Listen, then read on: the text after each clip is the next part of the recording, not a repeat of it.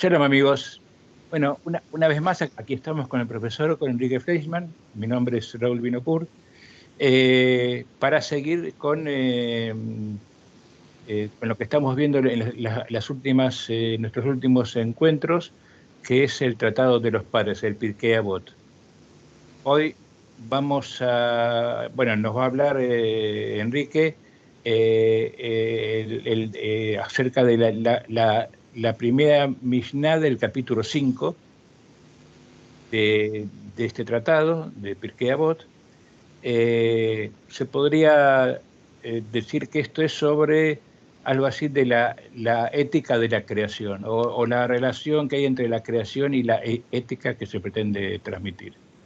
Así que, Shalom Enrique, muchas gracias por estar aquí de vuelta para brindarnos tu conocimiento y adelante. Hola Raúl, shalom a todos y bueno, bienvenidos otra vez a una nueva sesión de estudio de Panat Talmud Mishnah. Seguimos con la tradición entre Pesach y Shavuot, intentando un poco profundizar en el Tratado de los Padres, los Pirkei Avot, y esta semana vamos a tocar la primera Mishnah, el primer versículo del quinto capítulo. Ese es el último capítulo de los 5 capítulos de Pirkei Avot. Y este capítulo tiene unas características especiales que merece la pena mencionar antes de comenzar con el texto de la primera Mishnah. En primer lugar, es el único capítulo en el cual las frases que se mencionan no tienen autores. Mejor dicho, sí, probablemente sí tienen autores, pero no se mencionan dentro del texto. Como bien recordamos en sesiones anteriores, cada frase tenía un autor y tenía una persona que de alguna forma respondía y también de alguna forma podía explicar un poco el porqué de aquella frase. En estos casos estamos hablando de frases que no tienen autor a lo largo de todo este capítulo. Solamente las dos últimas son nombres muy especiales, medio raros así, pero por eso no se consideran como nombres propios, sino prácticamente todo este capítulo como un capítulo anónimo. ¿El motivo de que es anónimo? Pues no lo sé, la verdad, tampoco no pude encontrar una explicación muy clara. Probablemente es por el hecho de que realmente se tratan de tradiciones verbales que fueron transmitidas de generación en generación, que realmente no tenían ningún tipo de autor concreto, ¿no? Y además que puede ser que también reflejan unos valores que son valores comunes a todos los sabios de todas las épocas de la Torá verbal. La Torá verbal estamos en un desarrollo del momento que se entrega la Torá hasta prácticamente cuando se cierra la Mishnah, el año 215 de la Era Común. Entonces puede ser que sean frases que tienen un denominador común que todo el mundo se puede identificar con ellos. Esa es una característica especial de este capítulo. Otra característica especial de este capítulo es que todas las Mishnot tratan alrededor de temas relacionados con cifras, con números. Como ya veremos hoy en día, lo que vamos a hablar hoy en día se trata del número 10, el número 10 relacionado con la creación. Ya vamos a entrar en el texto, un par de minutos ya entraremos en profundidad. Pero también a lo largo de todo el capítulo estamos hablando de todas frases y enseñanzas morales que tienen alguna relación con números. Solo para dar un par de ejemplos, el número 10 está vinculado con la creación del mundo, con las generaciones que pasaron entre la creación del mundo y la primera destrucción o el intento de destrucción con el diluvio, las plagas que cayeron sobre Egipto, una serie de milagros que hubieron en el templo, etcétera, etcétera. Eso es lo que se trata el número 10. Luego también hubo 10 generaciones entre Noé y Abraham. Sí, bueno, y Abraham, y también las pruebas que fue sometido, Abraham fue sometido a 10 pruebas antes que se firmó el pacto entre Abraham y Dios. O sea, ese es un número que tiene muchísima importancia. Después viene el número 7, con distintas características. Después viene el número 4, en los cuales se hablan de cualidades de personas, el sabio, la persona que enseña, la persona justa, etcétera, etcétera. Y luego vamos con el número 3. O sea, aquí es un capítulo muy numérico, muy matemático, digamos, de alguna forma. Y eso significa que, bueno, que en realidad en el judaísmo el tema de las cifras, de los números, tiene una importancia espiritual que va más allá de las cuestiones matemáticas. No vamos a entrar hoy en día, por supuesto, en todo el tema de los números. ¿Por qué? Solamente vamos a tocar en concreto el número 10 hoy en día, en la Mishnah de que vamos a hablar, porque el número 10 tiene una importancia, ya veremos por qué. Y después, el que esté interesado, por supuesto, puede seguir estudiando y profundizando con este tema. Pero no vamos a limitar solamente al número 10 y a lo que estamos tocando hoy. Pues empecemos, perdón, empecemos con el texto y luego vamos a ver la explicación más con profundidad de lo que vamos a tratar, ¿ok? Entonces, la primera ya dice lo siguiente. El mundo fue creado con 10 expresiones. Luego ya explicaré de qué se trata cuando digo expresiones. Pregunta la Mishnah entonces. ¿Qué nos enseña esto? ¿Acaso no pudo haberse creado con una sola expresión? ¿Okay? O sea, en vez de 10, ¿por qué no se creó con uno? O sea, ¿tiene algún significado esto? Entonces lo que dice la Mishnah es lo siguiente, la respuesta. Pero quise de esta forma anunciarlo para castigar a los malvados que destruyen al mundo creado en 10 expresiones y para pagar una recompensa justa a los justos que conservan el mundo creado en 10 expresiones. Esta es toda la Mishnah. Resumiendo, estamos hablando de la creación del mundo y después vamos a un poco a profundizar. Cuando hablamos de la creación del mundo, ¿a qué nos referimos? En 10 expresiones. La Mishnah pregunta, sabemos que será en 10. En realidad el Dios que es todopoderoso podría haberlo hecho también en 1, ¿no? Entonces, ¿qué significa el hecho de haberlo creado el mundo en 10 expresiones? Eso significa que los justos tienen digamos, una recompensa merecida por mantener este mundo, y los malvados, perdón, los Reshaim, tienen un castigo merecido por destruir, o no diríamos destruir, pero sabotear, ¿no? la creación del mundo. Eso, digamos, serían los pilares más importantes de esta Mishnah, y vamos a ver la evolución, ¿no? de la idea. Entonces, primero, antes de entrar, digamos, en el conjunto, ¿no? de intentar entender, yo plantearía la pregunta, digamos, clave, ¿no? de esta Mishnah, ¿no? Es decir, ¿qué tiene que ver la creación del mundo, que es un hecho realizado por una fuerza divina, ¿no? Que los valores morales, a ver, puede ser que sí, puede ser que no, pero digamos, los valores morales es una cuestión más humana, ¿no? que divina, ¿no? Están vinculados con decisiones morales de personas vivas, ¿no? que son los justos y los malvados, ¿no? Y además, no solamente eso, sino también que es el hecho de haber sido creado de esta forma, está vinculado a la recompensa o al castigo de aquellas personas según sus acciones. O sea, estamos hablando prácticamente de dos esferas, ¿no? La esfera divina, la creación en su momento, y las decisiones morales de la gente que vive. Claro, son dos temas que hay muy interesante ver cómo se unen uno al otro, ¿no? Porque no es trivial, no es decir, bueno, a ver, aquí se puede ver directamente un vínculo, no, es un vínculo interesante, un vínculo que también requiere una explicación interesante, y además que tiene que ver mucho con el número 10. Ok, entonces, es un poco, sí. Perdona, se podría, ya me dirás si bien más adelante o si meto la pata, Sí. se podría decir que el mundo es como es porque siempre están en permanente fricción los 10 justos y los 10 malvados. No, aquí no habla, no. Bueno, puede ser de que sea otra interpretación, pero el camino que vamos aquí, nosotros nos vamos a, digamos, a limitar al hecho de que el mundo fue creado en 10 expresiones. Y vamos ahora a explicar a qué nos referimos a expresiones. Entonces, volvamos un poquitito al relato de la creación, Génesis 1, en el principio, Bereshit, Bara Elohim, en el principio creó Dios el cielo y la tierra, y se hizo la luz, etcétera, etcétera. Si vamos a leer todo el primer capítulo de Génesis, veremos que la palabra y dijo, Vayomer en hebreo, está mencionada 10 veces. Esto son 10 veces. Entonces, cuando habla la Mishnah, habla de que en 10 expresiones el mundo se creó, significa que durante el periodo aquel de creación, entre el primer día y el sexto día, hubo 10 veces que se dijo la palabra Vayomer. En realidad, la última vez que se dice la palabra Vayomer que significa dijo de forma literal, ya está relacionada con el ser humano y por lo tanto se quita esa vez. Entonces los sabios preguntan, pero un segundito, ¿cómo nos dicen de que son 10 expresiones si nosotros tomamos en cuenta solamente 9? Entonces los rabinos contestan y dicen, no, nosotros consideramos también la primera expresión de creación. Dice en el Génesis, Dios creó, Bereshit bara Elohim, es también una expresión. Lo que pasa que como en realidad Dios estaba solo, porque no había mundo todavía, entonces no tenía a quién decirlo. Entonces, por lo tanto, esa expresión primera, no existe la palabra, no existe la expresión y dijo. O sea, está, digamos, oculta dentro de la expresión en el principio creó el mundo.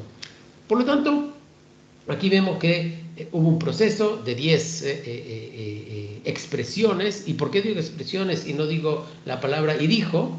Porque en realidad Dios no habla, Dios no tiene a quien decir, Dios no tiene interlocutor. Entonces la palabra Vayomer, que hoy en el hebreo moderno es el verbo de decir, no es hablar sino decir, es un término que significa de que uno está expresando una expresión verbal y hay un interlocutor. Cuando uno dice algo es que alguien se lo está diciendo a alguien, porque hablar uno puede hablar solo, pero decírselo tiene que decir a alguien. Por lo tanto, Dios no le dice a alguien. Dios lo que hace cuando utiliza la palabra decir, Vayomer, en realidad está hablando de un deseo, está hablando de una expresión de su voluntad. Por lo tanto, es importante también la semántica tenerla en cuenta, porque realmente estamos hablando, digamos, de esferas de que van más allá del mundo humano. Entonces, ya resumiendo, estamos hablando de 10 pasos, ¿no? O 10 expresiones que se dio a la hora de crear el mundo. Y ahora lo que tenemos que entender es la pregunta de la Mishnah, antes de evaluar e intentar entender qué significa el número 10. Lo que pregunta la Mishnah es lo siguiente: la Mishnah nos pregunta, ¿por qué Dios decidió, si se puede utilizar la palabra decidió, optó, o lo que sea, crear al mundo en 10 expresiones y no en una? Porque realmente estas son cuestiones metafísicas, porque él podía haber creado también en 100, en 2 o en 850.000.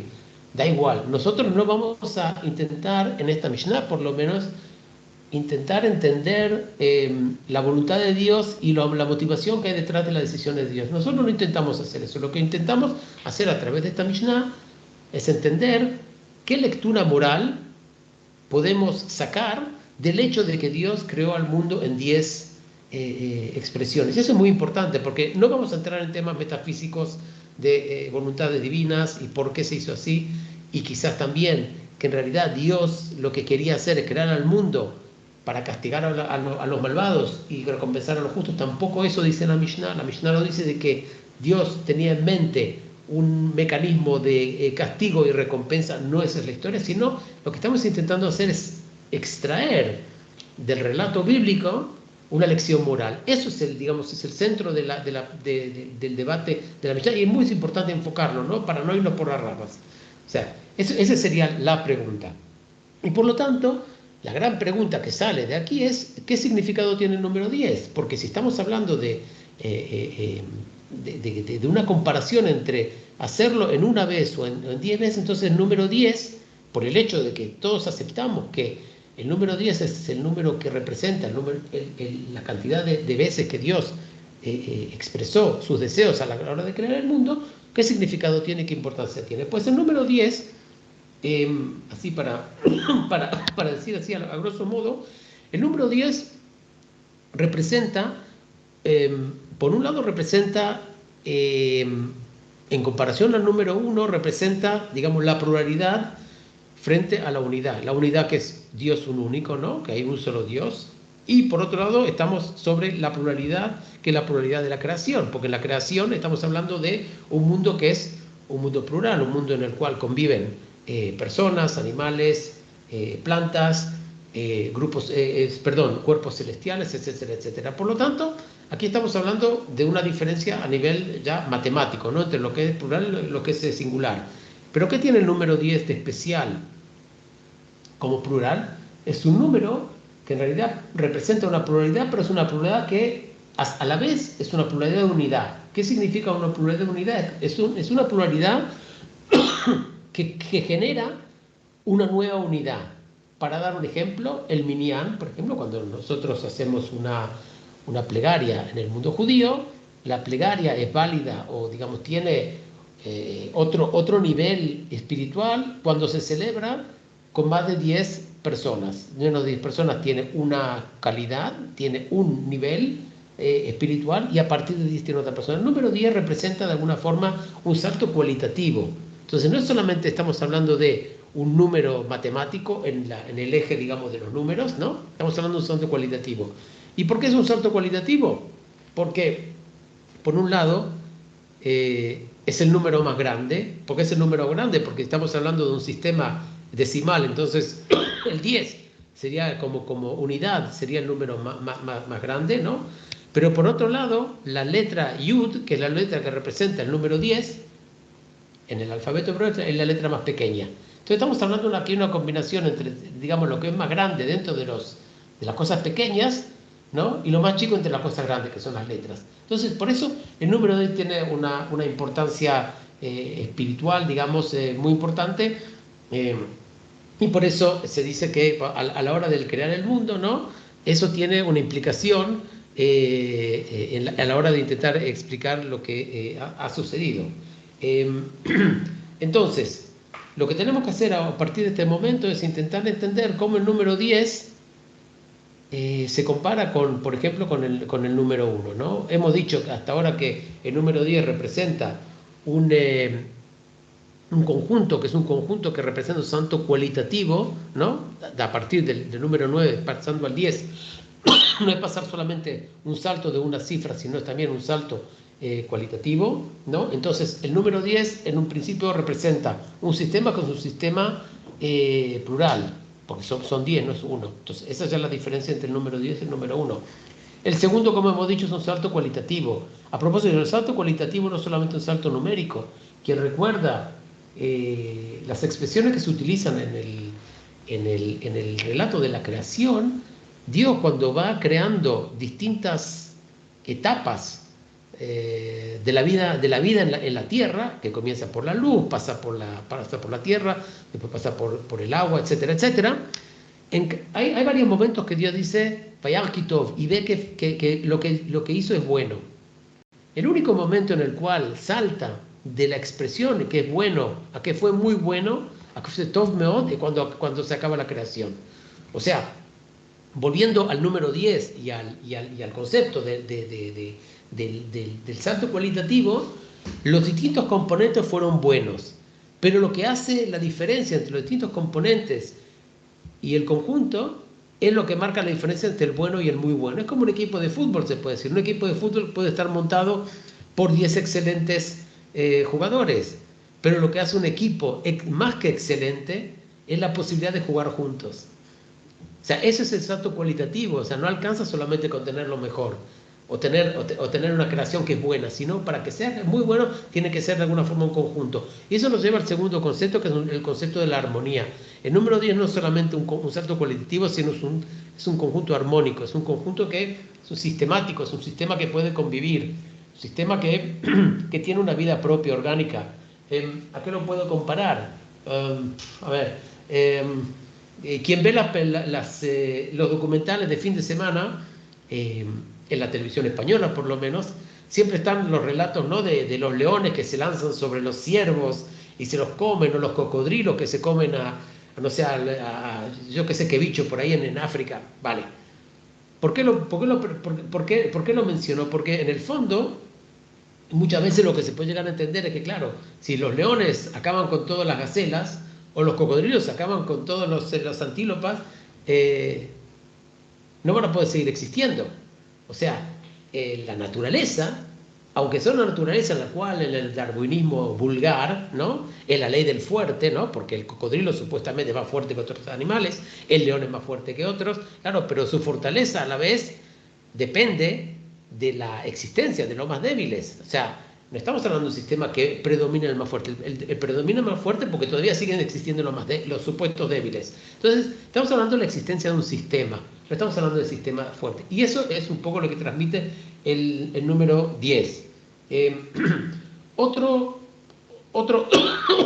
componente que tiene El número 10 es a nivel moral, cuando vemos la creación es una creación que va a lo largo del tiempo. O sea, estamos hablando de 10 pasos, ¿no? Pero no son pasos que se dan en un solo momento, ¿no? Es un paso que se va uno detrás del otro. Estamos hablando de un sistema que es un sistema dinámico, un sistema que no es un sistema que se construye en un solo día, sino se va construyendo paso a paso. Eso significa que en cada momento hubo de alguna forma algún tipo de decisión, si podemos hablar así, digamos, de los conceptos divinos, ¿no? Éticas o morales, o de lo que sea, ¿no? Del creador, de seguir adelante o de tomar otro rumbo. Eso significa que la creación en 10 voluntades es también un hecho de una forma ética, ¿no? Ético. ¿Por qué? Porque representa que hay una libertad de elección en cada momento. No estamos hablando de un mundo que se crea en un solo botón y ¡boom! Y todo sale y se acabó. No, estamos hablando de un sistema que se va creando paso por paso, en el cual dentro del sistema mismo, aunque siga existiendo y al que todo el sistema en conjunto es orgánico, todavía tenemos una dinámica que permite la libre elección. Y eso tiene una relevancia moral, tal como hablaremos dentro de poco, cuando hablemos ya, digamos, de la vertiente de los seres humanos. Esto es un poco para comparar entre el número 10 y el número 1. Por supuesto, quien quiere profundizar siempre puede seguir adelante. El Maharal, por ejemplo, el rabino de Praga, ha escrito un libro entero sobre el mensaje de los números. Y aquí yo creo que vamos a parar un poco. Ahora vamos a dedicarnos, en vez de seguir hablando de la cuestión del número 10 y la creación del mundo, vamos a hablar a la definición de lo que sería el malvado y lo que sería el justo, lo que es el tzadik y lo que es el rasha, ¿no? Porque prácticamente hacia ellos o hacia lo merecido que estas personas tienen que recibir está dirigido el mensaje, ¿no? Entonces, yo creo, antes de hablar de los castigos y de las lecciones morales, primero tenemos que definir qué significa ser justo y qué significa ser malvado. Porque, claro, normalmente decimos, bueno, el malvado es aquel que peca y el justo es aquel que no peca. Y yo creo que ahí un poco tendríamos que un poco ir realmente a las fuentes para intentar entender la diferencia entre las definiciones. Y solo para mencionar algunas citas, ¿no? Por ejemplo, en Salmos, el libro de Salmos comienza en el capítulo 1 también con la diferencia entre lo que sería lo que es el tzadik, lo que es el justo y lo que es el rasha, lo que es el malvado. Y dice, en Salmos 1.1, versículo 3, sobre el tzadik, dice, será como árbol plantado que da su fruto en el tiempo. Y sobre los malos dice, los malos son como el tamo o el barro que se ha arrebatado por el viento. Esa es una de las definiciones, uno de los intentos de explicar cuál es la diferencia. A grosso modo lo que estamos viendo aquí, que el justo, el tzadik, es la persona que por un lado tiene unas raíces profundas, ¿no? que tiene una evolución que requiere tiempo, que requiere maduración, porque el árbol no llega a echar raíces en un solo día, ¿no? Y además que la única forma de poder realmente generar fruto es a través de una evolución a través del tiempo. Y los malos son aquellos que se van con el viento. O sea, son personas, a grosso modo, esa es la explicación, una de las interpretaciones que hay, de que el justo no es aquel que no peca, ¿no? Sino es aquel que en sus actuaciones no solamente está mirando el presente, sino siempre está con un pie en la tierra en el sentido que tiene un vínculo con lo que ha hecho, y además está mirando hacia el futuro, que son los frutos. O sea, es una persona que está situada a lo largo del tiempo. El malvado, por otro lado, es alguien que se lo lleva el viento. El viento una vez va para allá, otra vez va para allá, pero es una persona que en cada momento sus decisiones son fruto de unas circunstancias muy puntuales. ¿Cómo esto se vincula al tema de la creación? Otra vez, en la creación, como hemos dicho, estamos hablando de 10 pasos que van a lo largo del tiempo, y por lo tanto, la conducta del justo, que tiene una visión temporal, es la misma visión que tuvo el creador a la hora de crear el mundo, que tuvo una visión también de paso a paso. lo que no es el malvado. Entonces, volviendo a lo mismo, la diferencia no va por el hecho de pecar o no pecar, que también es una diferencia, pero sino por la perspectiva que uno tiene. Ahora, ¿por qué esa perspectiva convierte al justo en justo y al malvado en malvado? Porque el justo, en el momento que tiene una perspectiva a largo plazo, mide las consecuencias, ¿no? Y tiene, digamos, una visión más amplia de la persona, de que de alguna forma es más oportunista y de alguna forma ve solamente el siguiente paso. Y eso, como el malvado no tiene perspectiva, no se acuerda de lo que ha hecho ayer y tampoco le importa lo que va a pasar mañana, ¿no? Entonces está más proclive a pecar que el justo. Además que el justo, claro, como tiene una visión del pasado, también se puede autocorregir. Siempre se puede mejorar, está en un proceso de mejora continua, lo que el malvado no está, porque el malvado no tiene pasado. Esa es un poco una explicación que hay. Otra definición que tenemos en la Biblia de la diferencia entre malvado y justo es lo que vemos en Malají, capítulo 3, que dice que la diferencia entre el justo y el malvado es en quien digamos, tiene una buena forma la avod significa de cumplir con las mitzvot, y el que no cumple. Entonces es una frase un poquito media, ¿no? Yo qué sé, a ver, tautológica, ¿no? Porque al final, claro, si uno define que alguien es bueno por hacer cosas buenas y el malo por hacer cosas malas, es más o menos, es una definición bastante circular, ¿no? Pero ahí viene el sabio Hillel, y en la Gemara él intenta explicar a qué se refería el profeta Malaquía en su afirmación. Y lo que dice es lo siguiente: él dice que la diferencia entre el justo y el malvado es que el malvado es aquel que estudia 100 veces, pero no se parece al justo que estudia 101 veces. O sea, la diferencia entre el justo y el malvado no es que los dos no es la cuestión del pecado, no es la cuestión del estudio, sino de que el justo siempre está en una actitud que se intenta superarse a sí mismo, mejorarse a sí mismo. El malvado es aquel que dice: mira, yo estudié 100, hasta aquí llego y con eso me alcanza. El justo no, el justo tira un poquito más adelante. Y eso también, claro, a la hora de reconocer nuestros propios defectos como personas y intentar de mejorar, la única forma de hacerlo es siempre intentar superarnos, claro, porque si siempre volvemos a las mismas 100 enseñanzas, a los mismos 100 hábitos, ¿no? Al final vamos a caer en los mismos errores. Lo que el justo hace es intentar superar con el 101. Y de esta forma, al poder dar un esfuerzo más, también es un salto ya cualitativo. Y no es casualidad que Hillel habla de 100 y 101, otra vez es 10 veces 10, es también un salto cualitativo que se esconde detrás de los números. Estamos hablando de la persona que de alguna forma, llega a cierta armonía, pero ahí para, y está el otro que no rompe la armonía, ¿no? Sino intenta dentro de esa armonía superarse a sí mismo. Y esa es la gran diferencia entre lo que sería el malvado y el justo, digamos, no desde el punto de vista ético puramente, sino desde el punto de vista de aptitud personal. Ahora, para cerrar el ciclo, entonces vamos a ver cómo todo esto está vinculado, ¿no? Porque vimos que por un lado tenemos la creación con el número 10, con un proceso que es un proceso que lleva a un conjunto que tiene una calidad, tiene una unidad, pero tiene una calidad de sí misma, tiene una dinámica de sí misma, ¿no? Y además, quien conoce la historia de la creación para ahí, pero a partir de ese momento Dios le pasa la pelota al ser humano, ¿no? Y dice: bueno, a partir de ahora tú eres quien domina, tú eres quien eres responsable de mantener esto y tirar adelante.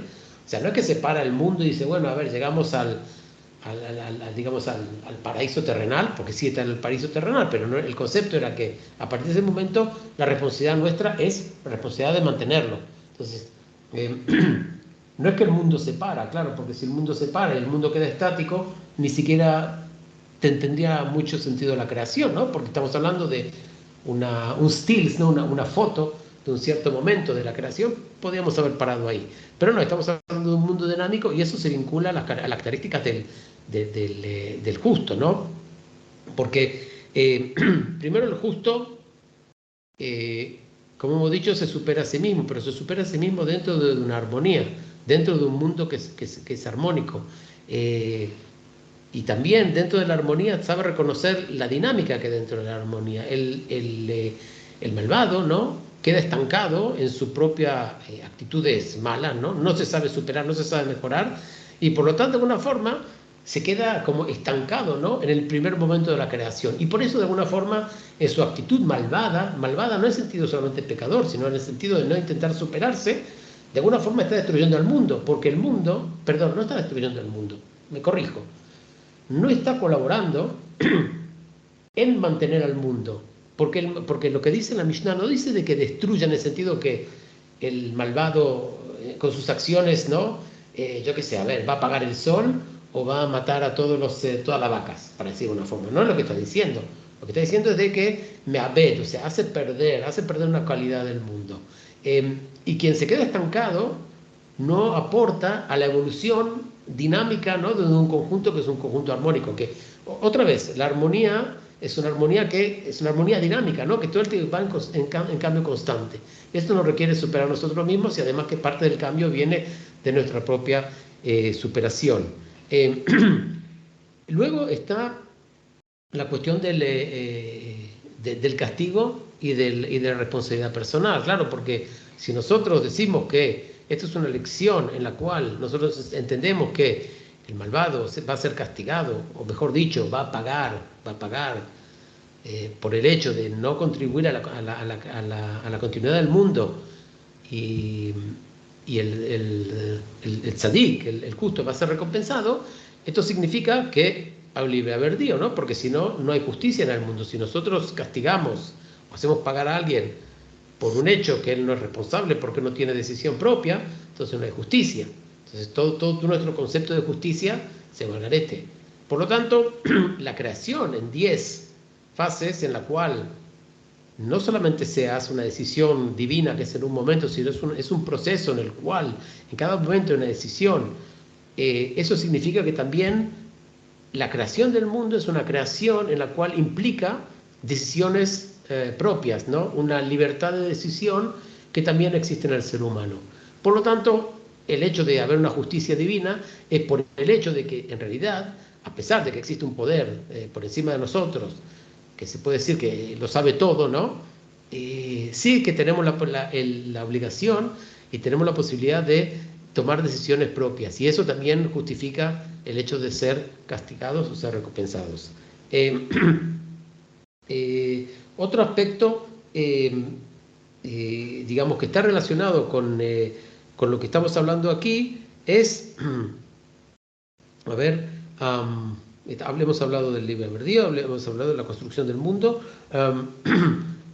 El mundo, como es un mundo que está en constante cambio, porque fue creado en 10 fases, pero la construcción no significa que se acabó ahí. Eso significa que solamente una persona que es justa y que sabe superarse a sí mismo y sabe adaptarse a los cambios y sabe tirar adelante, ¿okay?, es la persona que de alguna forma contribuye a la creación del mundo. Ojo, que eso hoy en día tiene un peso mayor todavía, porque hoy en día también somos conscientes de que la acción humana no tiene solamente implicaciones morales, sino también tiene implicaciones físicas. Estamos viendo el calentamiento global, estamos viendo el agotamiento de reservas naturales, la pérdida de biodiversidad, etc. Entonces, la creación que en su momento nos dio la posibilidad de tener unos recursos naturales para poder mantener la vida, se está degradando, y por lo tanto eso sería de alguna forma una expresión más que quizás en su momento, en la antigüedad, cuando se escribió esta Mishnah, no se era consciente de este aspecto, pero hoy en día tiene todavía más validez, ¿no? El hecho de destruir al mundo a través de nuestras acciones, que no son acciones armónicas. Y bueno, y como último detalle, yo diría, a ver, que se me escapó aquí, No, yo creo que eso es todo, más o menos. Y bueno, eso más o menos es todo lo que quería decir, porque si no nos vamos por las ramas. Resumiendo, la creación del mundo en 10 en 10 expresiones divinas, eso significa una creación que es una creación de un conjunto, que es un conjunto armónico, es un conjunto que de alguna forma se puede hasta considerar como perfecto, no perfecto en el sentido de que no hay nada mejor, sino perfecto, que es una unidad orgánica. Eso fue creado a través de un proceso a lo largo del tiempo y por lo tanto esas enseñanzas van al ámbito moral en el sentido que nuestras actuaciones tienen que coincidir con la creación en el sentido de ser armónicas, de ser respetuosas con el medio ambiente, respetuosas con las otras personas, respetuosas con la creación, y intentar también, como se ha hecho a lo largo de la creación, también intentar superarse, ¿no? Para poder seguir tirando adelante digamos, con lo que sería mantener este mundo. Es un poco son las lecciones de esta Mishnah. Y bueno, y hasta aquí estamos. Bueno, yo tengo que confesar que sufrí una desilusión al principio, porque yo pensaba, no pensaba, sino que lo leía en algún lado, en algún rabino, que el sexto día fue muy bueno porque creó al ser humano. Sí. Tú decías que fue muy bueno porque terminó de crear el equipo completo. Pueden ser las dos cosas, no son Bueno, cada rabino tiene su opinión, ¿no? excluyentes. Bueno, a mí me Sí, esto también. sí. Y Pero, no, entonces, pero eso cómo tiene que ver con el número 10. no, después no, era un comentario nada más. No, no, a ver, porque lo tenemos que vincular a lo que está escrito en esta Mishnah. Claro, que un rabino en algún momento dice que la creación del ser humano fue muy buena, no te lo voy a negar, no te lo voy a negar porque no sé exactamente qué argumentos utiliza aquel La- rabino, la- pero en relación a sí, esta Mishnah, ¿no? Tenemos que ver al ser humano, ¿no? Como parte de la creación, porque los rabinos no se preguntan por qué sí, cuando se creó al mundo y además el último día se crea el ser humano. No es la pregunta que se plantea en esta Mishnah. La está bien. pregunta es, No, por eso lo dije al principio, la pregunta, no, yo entiendo, es comprensible. El respeto por la Mishnah y por los rabinos. La Torá no dice que Dios creó el mundo a su imagen y semejanza, creó el ser humano a su imagen y semejanza. Entonces hay una cualidad distinta ahí en el ser humano.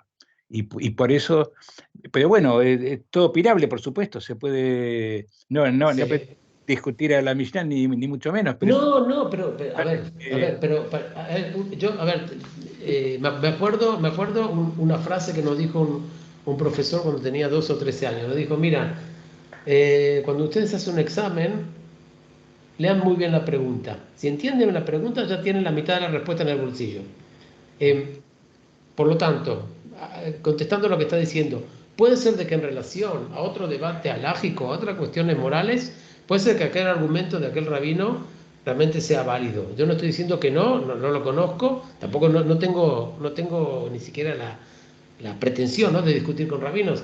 Lo que yo estoy intentando es explicar el enfoque de esta Mishnah. Esta Mishnah dice, es muy simple, dice, nosotros entendemos que hay una lección moral detrás del hecho de que el mundo se creó en 10 expresiones.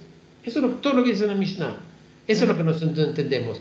No habla del ser humano, no habla de. vale, vale, no, yo lo introduje, yo soy consciente de eso, simplemente era una masa más, ¿no? Sí, sí, sí, bueno, a Eh, ver, bueno, que venga ese rabino que haga una clase sobre. no, no, no, está No, bien, vale. es expresar una opinión.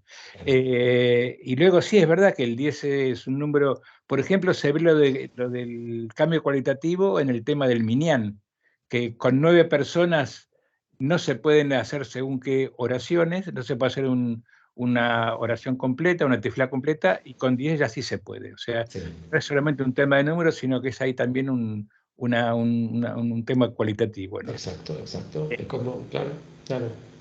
Y, y- por último, lo que comentaste de entrando en temas más actuales, yo diría que lo que falta en el mundo es justamente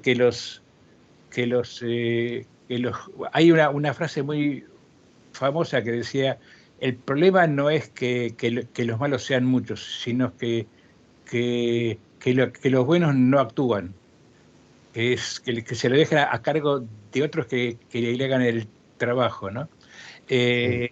Y entonces, en ese sentido, la corrección del mundo depende de eso, depende de la conciencia de cada uno, y que la solución, que al menos según las lecturas de judías que digamos, con la que yo, Ujú.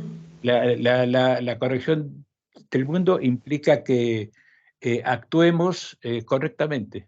De eso se trata, ¿no? Sí, bueno, a ver, aquí está vinculando justamente, a ver, agradezco tu comentario porque realmente lo está vinculando al número 10. Pero ¿por qué el número 10? Porque el número 10 significa también un dinamismo dentro de la creación. Y cuando tú hablas de que hay muchos malos, o hay pocos malos, o muchos buenos, da igual, ¿no? Porque al final también el fútbol juegan 11 contra 11, pero hay 11 que son mejores que los otros. Entonces, el número también a veces engaña, ¿no? Pero volvamos a la guerra entre el bien y el mal, ¿no? Lo que tiene de importante también como mensaje ético es que también a la hora de evaluar lo que es bueno y malo, también podemos cambiar. Ah, El bueno, el tzadik, es aquel que puede llegar a rezar o a plegar o estudiar 100 veces, pero reconoce que necesita 101, ¿no? El malvado es aquel que para, claro, entonces, pero el malvado siempre tiene la posibilidad de decir, ¿sabes lo que? A partir de ahora no me voy a parar el 100, sino voy a pegar el salto cualitativo al 101. O sea, no estamos solamente hablando entre una lucha entre personas, ¿no? entre un debate, digamos, ético entre lo que tienen marcado aquí en la frente, que son Cain, y lo que son Abel. Entonces, claro, entonces ahí estamos en una guerra del bien contra el mal. Entonces, es una guerra como un duelo en el Far West. El que tira más rápido es el que gana. sí, porque El, por aclarar qué pasa cuando el mal es planificado. pero el mal es planificado por, a ver, pero la persona Hay que es que mala, la persona que es mala también puede cambiar. Ese es el mensaje también del dinamismo. La persona puede cambiar, ojo, también el bueno puede cambiar a malo. Ojo, también puede pasar. A ver, hay personas que comienzan, por ejemplo, como, yo qué sé, a ver, líderes políticos de un movimiento, yo qué sé, a ver, revolucionario, o un movimiento que realmente la persona se juega hasta su vida, ¿no? Por sus ideales, y llegan a un momento que se transforma en una persona corrupta. Eso también ocurre. O sea, el hecho de que una persona en algún momento de su vida es buena o es mala, eso no significa de que lo tiene garantizado de por vida. O sea, es un esfuerzo constante prácticamente hasta el último momento. en la, Esa es una lectura del dinamismo de la creación, de que no paramos, no podemos decir, bueno, paramos, el mundo está hecho, esa es la actitud del malvado, ¿no? Dice, bueno, paramos, el mundo está hecho, nos tenemos que sentar ahora y tomar una cervecita en la playa porque todo está bien. No, no, no. Tenemos que seguir superando y tenemos que ser partícipes activos y mejorarnos a nosotros mismos. Esa es la enseñanza moral. como De, proverbios misleres, aquellos de que el tzadik se cae 7 veces y se levanta. ahí lo tienes. Algo así, ¿no? Bueno, No, no lo conozco, pero bueno, sí, sí es así, sí. Bueno, eh, sería. muchas gracias, estuvo realmente muy intensa toda esta exposición, muy interesante. Bueno, Presta a muchos debates, no solamente uno, perfecto. Para pero eso estamos. está perfectamente, creo yo, bastante bien entendida de mi parte y espero que también de quienes nos escuchen. Espero que sí. Barrabá, muchas gracias. Gracias. Hasta luego. Chao, chao, chao.